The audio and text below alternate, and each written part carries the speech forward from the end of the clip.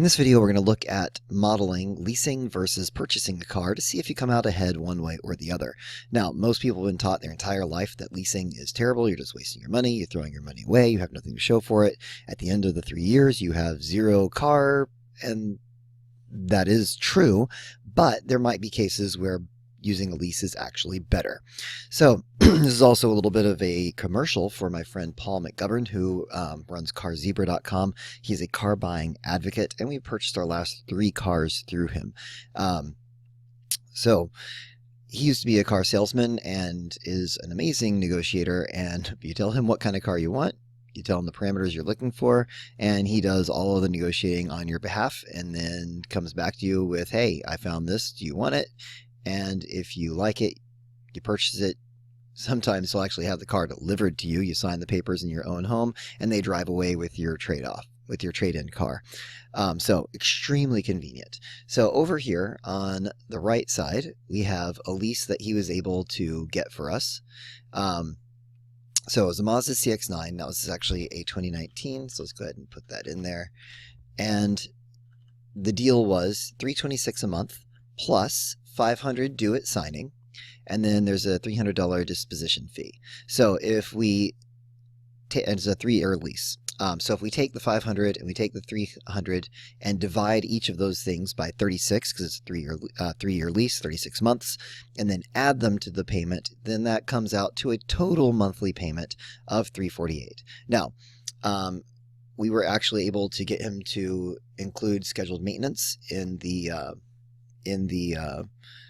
deal, so we're not going to have to pay for the oil changes, and there's a few other things. Well, so what we'll need to do is basically we'll need to pay for tire rotations, and we will need to also, if we use up enough tires, tire tread, we'll have to replace the tires. So that is pretty much the only thing that's going to be needed to be done, paid extra on this Mazda. Now, what we really wanted was a minivan. So we looked at several different minivan options, and Jen really wanted certain safety features that were only present on certain models. So here are a couple of the models that had that safety feature. So basically what we're going to do is we're going to say the price that he thought, this is the price that Paul thought he could get for each of these things. So in this case, we'll just walk through this 2020 Kia Sedona EX. So the 5-year scenario, the estimated price, and this isn't just the base model, this is the package that has the options that Jen wants. So he thought he could probably get about this. So then we add in taxes, which we are just estimating at 7% of the purchase price, which is what it is in Florida. Now it's going to be slightly off because there's a few other fees like recording fee and whatever, but you get the idea. Then the 5-year residual, this is a value that we obtain by, we look at what's a 2015 Kia Sedona EX worth after 5 years. So 5 years later, so basically, a new one versus a 5-year-old one, and we do that on the Kelley Blue Book value for trade-in, and we use the median cost. So, in our experience, a lot of times it's actually difficult to get that from a trade-in. You might be able to get a little bit more if you sold it yourself, but you might end up getting less. There's a lot of moving parts, so in the end, this is an assumption that you have to put into your scenario, and you have to put in what you're comfortable with. Try not to lie to yourself and say that the car is worth more than it really is, because if you do, then you're going to be, lying to yourself. So what we're going to do now is we are going to add the estimated price and the taxes together, and then we are going to subtract from that the 5-year residual. So what we're going to do now is we are going to use this little equation here. So we are going to take the estimated price plus the taxes minus the 5-year residual. So this is the amount of money that we have lost during that 5 years. So we've lost $22,000 in that 5 years. That's the cost of ownership. Then what we can do is we can take this and divide this cost of ownership and divide it by the number of months. So this is a 5-year time period that we're looking at. So the idea here is that you're going to own a car for 5 years, and then you're going to sell it at the end of the 5 years, or trade it in at the end of those 5 years and get a new one. And then because we're assuming in this particular scenario that you are paying cash for your car, you're going to lose the interest on this money up here over the next 5 years. So we have to put an interest savings in there. So at the moment, if you go with HSBC Online, your APY is 2%. There's also some CDs you can get from Capital One that are 2%, which isn't great, but that's the savings that you would have, interest savings you would have lost over 5 years. And in this little scenario here is we look at how much are we going to lose in interest. So the estimated price plus the taxes, and that's going to lose us $58 a month on average over the course of that 5 years. And then the amount of maintenance that you expect in that 5 years. Now, again, for a new car under warranty, there's not going to be a lot of maintenance / repairs. However, if you multiply this out, 30 times 12, it's only $360. You multiply that by 5, and you end up with about $1,800 for maintenance. Now, if you get new tires on a minivan, that in itself can be about $800 or $600, depending on the kind you're getting. And I'm assuming that because you're going to be keeping this for a while, you're going to want better tires. If you're getting a lease where you just need to hold you over for another 3 months until you turn the lease in, with this last time, we actually ended up getting used tires and drove on used tires for 3 months, turned it in, because what do we care? But when you're going to be keeping the car for a longer period of time, I'm assuming you want better tires. So just right there, you've got all that. Plus around 3 years and 5 years, you've got the 3-year and 5-year maintenance going on. So it's and then also with the Sedona particularly, you're getting a 7-year warranty, but that 7-year warranty doesn't necessarily cover everything. It's powertrain. So if something else goes wrong, that would be included in this number as well. So anyway, that is where that comes from. So you add all that up, and it gives you a total estimated monthly cost of $455. So when we compare that to leasing the Mazda, that is quite a bit different. Now, there's a lot of assumptions that go in there. One is that the interest rate is going to stay 2%. One is that the residual is going to be $22,000 at the end of 5 years, and another is what is the maintenance cost. You could be dramatically wrong on any one of these things, and the thing is, you don't know in advance. What you do know is that if you do the lease, this is how much the lease is costing you. So it depends a little bit on how much of a gambling person you are and how much you want to do. Now, in this case, $455 versus $348 just wasn't worth the difference to my wife and I, and we ended up going with the Mazda CX-9. But you're saying, hey, what if you take that car and you drive it until it's 10 years old? So here we did the exact same thing. So we had the exact same car, the exact same cost. The residual value, now we're looking at, instead of a 2020 Kia, we're looking at a 2010 Kia, with, we're going to say 100,000 miles, which is actually low for a minivan that's 10 years old. You'd expect it to have more like 120,000 miles or more on it. So at the end, you do have a residual value of about $3,000. So your cost of owning that vehicle now is dramatically higher, and then your monthly cost is dramatically lower. So notice in this scenario, it's about $100 lower than it is for the 5-year. So then we have the interest savings, same thing, because it's based on the same estimated price and taxes. Now, in this case, we're going to allow $45 per month on average for maintenance and repairs. And the reason for this is that after 7 years, you've got a quite old car that is no longer under any warranty whatsoever, and you're just not guaranteed what it is. So let's just go ahead and do this math. So this times 120 is, you're looking at about $5,400 for maintenance. Now you might be thinking to yourself, that's insanely high. Or you might be thinking to yourself, I've had repairs that cost $1,500 for one tiny little thing, and I had to have 4 of those. So that's not enough. Well, again, you're probably going to be replacing the tires at least 2 to 3 times during this time period, depending on the type of tires you get and how you drive. and you're also going to be having to do all the maintenance and possibly repairs. So again, how comfortable are you with how good that number is? You might want to make that number much, much higher or much, much lower. Another thing to consider is that no matter how low the actual value of your car goes, if you've got a good negotiator, they may give you a higher allowance for that. Just as an example, on our the last car that we owned, that we turned in, was a Honda Odyssey. It was 11 years old, had I think like 130,000 miles on it, and it was falling apart literally around us. And we were able to get $3,000 trade-in value. Well, I should say Paul was able to get $3,000 trade-in value for that, when the Kelley Blue Book trade-in was something like $1,500. So that is possible, but you're not guaranteed that. So again, you have to consider what sort of things you are looking at. Now, in this case, that estimated monthly cost is only $20 more than the Mazda CX-9. But the thing is, here, again, there's no risk. Here, there's quite a bit of risk, because you're making assumptions about the residual value, the interests lost, and the maintenance. Additionally to that, you're actually driving an old car for 7 of those years. So you're paying $20 a month more to buy a car that is significantly older. And one thing is that I've discovered is that I really kind of like driving new cars. So once you take that into account, well, maybe that Mazda CX-9 is actually a better deal.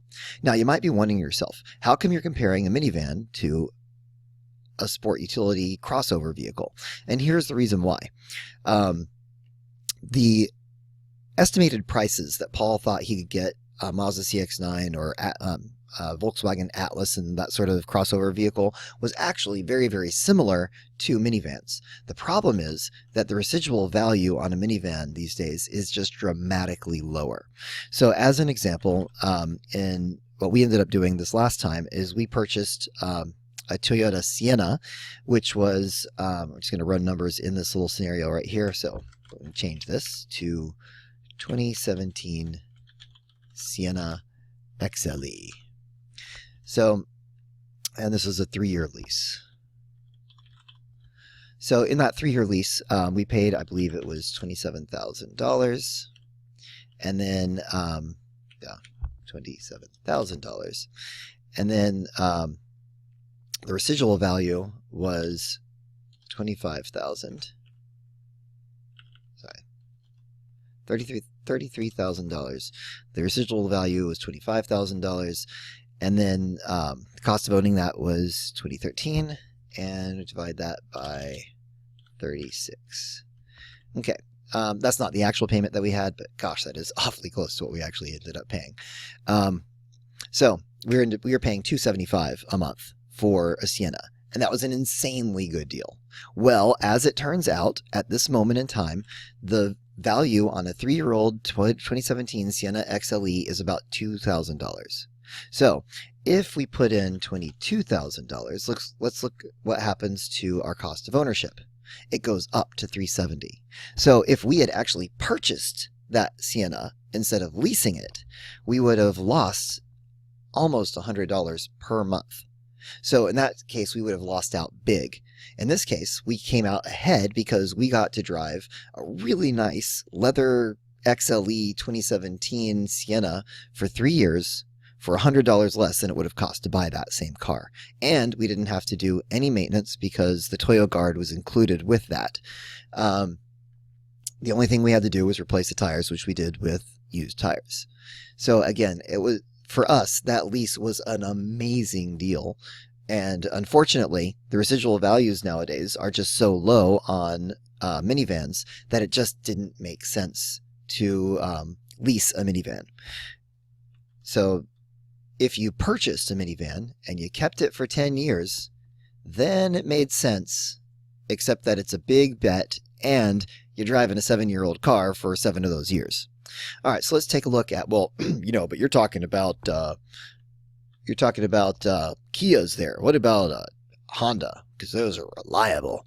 Well, our reliable Honda Odyssey that we actually turned in we had ended up paying, I think, $6,000 in repairs over the course of the 3 years that we own it. It was an older Odyssey at the time that we purchased it, but we purchased it. We had to repair the sliding motor. That was about $1,200. There was an engine mount that needed to be replaced. That was about $1,500.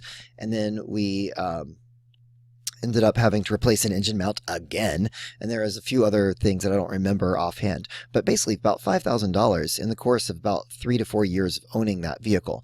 Now, we got an amazing deal on the vehicle, so we may or may not have come out ahead. We didn't track all of that. But the point is, you can have a car that is 10 years old or 11 years old and that needs an enormous amount of maintenance just in that time period. So if we had owned that for the entire life of the Odyssey, the maintenance cost would have come out dramatically ahead of the $45,000 that we are assuming. So this was the prices that he thought he could get on the Odyssey EX, and notice that it still is coming out a little bit higher than the CX-9. Plus, you're driving a 10-year-old car, and you have all of that risk that you're taking on in terms of residual value. Notice that the residual value here is estimated at $3,871, but there's no way that the Odyssey that we had would have ever gotten that. Now, granted, that was an 11-year-old car, not a 10-year-old car, but you get the idea. So if you're wondering, how do they actually figure out how much a lease is worth? A lease is worth essentially the price you pay for it, plus the taxes, minus the residual value, and that'll give you your cost of ownership. Divide that by the number of months, plus interest, because when you lease it, you're actually financing that amount of depreciation. So the cost of ownership here, what I'm calling this cost of ownership, is actually the depreciation on your car. So what you're doing with the lease is you are financing the depreciation, and they're not going to actually tell you what the percent is, the interest rate on that. But if you want, you can figure it out by using Excel to go backwards through what's called the rate function. I'm not going to show you here because it doesn't really matter that much. Now, I do want to show you one thing. So this right here looks pretty good. This scenario, I mean, you might be willing to take that because, number one, a minivan is vastly superior to a crossover SUV at very many things. But on the other hand, the Mazda CX-9 is dramatically more fun to drive. And how often are you moving, are you doing something like moving a sofa, or that would actually require you to need a minivan over a crossover vehicle? Now, for when you take big trips, we take big trips to Tampa or Orlando or maybe Palm Coast, 3-4 times a year. Okay, during those times, it's not going to be nearly as convenient as if we had a minivan.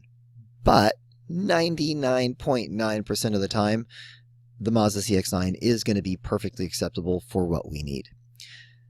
So here's what happens if interest rates go up, because right now interest rates are at all-time lows.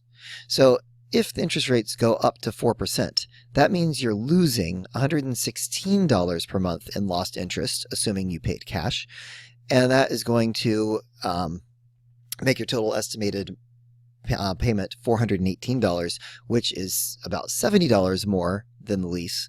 And so at that point, financially, it just doesn't make sense anymore. You're going to pay that much more money to drive something that really only benefits you 4 weekends out of a year.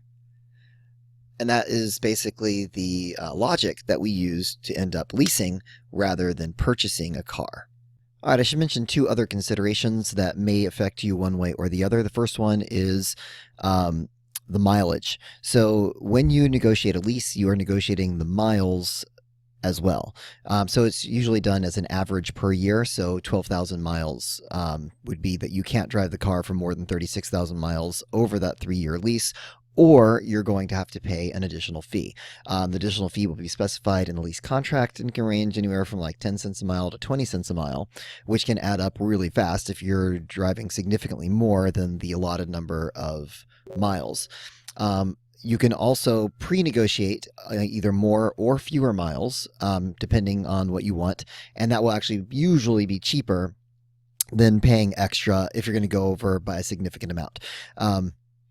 So if you negotiate a 10,000 mile lease, that is going to be significantly cheaper than if you do a 12,000 or a 15,000 mile lease. Um, so some people are like, well, I don't want to lease because I want to have the ability to just drive whenever I want. Now, you do have that freedom when it comes to purchasing a car that you can drive as much as you want, but don't be fooled into thinking that it's costless, because what I want you to do is I want you to put in a 5-year-old car that has, actually, do a 3-year-old car that has 36,000 miles, and then a 3-year-old car that has 50,000 miles on it. And what you're going to see is that your residual value is going to drop dramatically when you start significantly increasing the number of miles. So it does affect your total cost of ownership. You just don't see it because you're not actually doing the math. So just keep that in mind when you are thinking about whether you should be doing a lease or a purchase. If you have no idea how many miles you drive in a year, or maybe it could vary. One year you're doing 20,000 miles, one year you're doing 12,000 miles. If it averages out, that's fine. So let's say that you do 8,000 miles normally, but you want to take a cross-country trip from Florida to Virginia one year. Well, that would probably work out, but you should probably project it out using Google Maps and make sure that it's going to fit into your mileage allotment. The other thing to consider is if you're purchasing for a business. So if you're self-employed, you own your own business. If you purchase a car, you have to take a depreciation schedule that will reduce your income taxes. Whereas if you lease, the entire lease payment usually is tax deductible. I am not a CPA or tax attorney, so don't listen to a word I say about this. All I know is that leases in general are more favorable for tax purposes when it comes to owning a business than owning. Now, there might be individual cases where owning is better, but again, you need to figure that out on your own with the help of a tax attorney or CPA. And one last thing we should mention is what about purchasing a used car and then driving it into the ground? That can actually work really well, and it can also bite you in the butt. So I told you guys about our Honda Odyssey. That did not really work out that well for us because of the immense number of repairs that we had to do over the 3 or 4 years that we owned it. On the other hand, my brother purchased a 6-year-old Honda Accord, drove it for 5 years, and never put a single dime into repairs. Just changed the oil and changed the tires one time. Maybe not even changed the tires. Just got lucky. So you can come out incredibly ahead by buying a used car and driving it into the ground, but you're not guaranteed that. The nice thing about the lease is guaranteed. So if at the end of a lease, the residual value of the car is, or van or whatever you've leased, is higher than the residual value on your lease document, then you can actually purchase it for a deal and then either keep it or sell it for a profit. If at the end of your lease, the residual value is lower than the car's actual worth, well, then you got to drive a much nicer car than you would have otherwise for a much lower price. So either way, as long as you're negotiating a good deal up front, you win with a lease because you know exactly what you're getting into. But you also have to know what you're getting into. And that is where, again, my friend Paul McGovern from carzebra.com is highly recommended. I'll have a link to his website below, and I think you should definitely give him a call if you're interested in either buying or leasing. We've actually done both with him. All right, let me know if you have any questions in the comments. If you like the channel, subscribe, hit the like button, and all that crazy stuff. And I'll talk to you next time.